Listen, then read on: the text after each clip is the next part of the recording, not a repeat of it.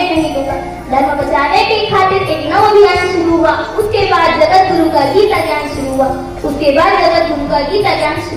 श्रीमद् भगवत गीता एक ऐसा ग्रंथ है जो भगवान श्री कृष्ण ने मुखारविंद से कहा हुआ कुरुक्षेत्र के मैदान में बहा हुआ अमृत माधुर्य गीत है। श्रीमद् भगवत गीता जीवन की वह पाठशाला है जो मनुष्य को न केवल जीवन जीने अर्थात जीवन को चलाने की प्रेरणा भी देता है।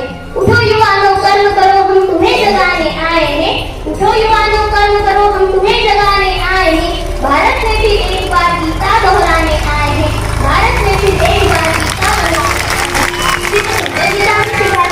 परस्परम भावयन्तम श्रेय परमार्थे अर्थात तुम एक दूसरे को उन्नत करो। जो निस्वार्थ भाव से एक दूसरे को उन्नत करता है वो परम कल्याण को प्राप्त करता है। माँ गीता हमें सिखाती है कि प्रत्येक वायु विपत्ति अर्थात हमारे जीवन में आने वाली विपत्ति नहीं, वो तो हमारे लिए दूसरा मौका है। वो हमारे जीवन में आए हुए गलतियों को सुधारने के लिए हमें मिलता है। भगवान श्री कृष्ण के जन्म से हम देख सकते हैं कि भगवान श्री कृष्ण का तो जन्म ही देव में हुआ था।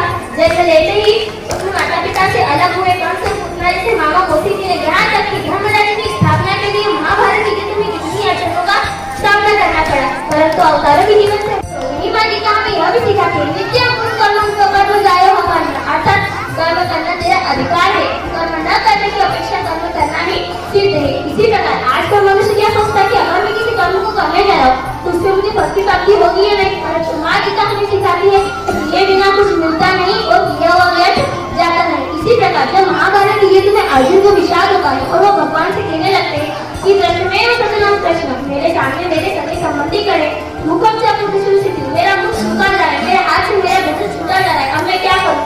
तो भगवान ने आश्वासन देते हुए कहते हैं कि सत्यम मास्मगम पार्थ नेकं जो बलि पद्धते सूत्रम प्रत्यतो मंजम तेको तिष्ठपरं अर्थात अर्जुन तेरे हृदय की जो शुद्ध दुर्बलता है इसे छोड़ और खड़ा और धर्म के लिए जाए। उसी प्रकार जब अर्जुन को यह विश्वास होता है तो वो कहते हैं कि अंतिम जीत मेरी होगी, यह निश्चित परिणाम है।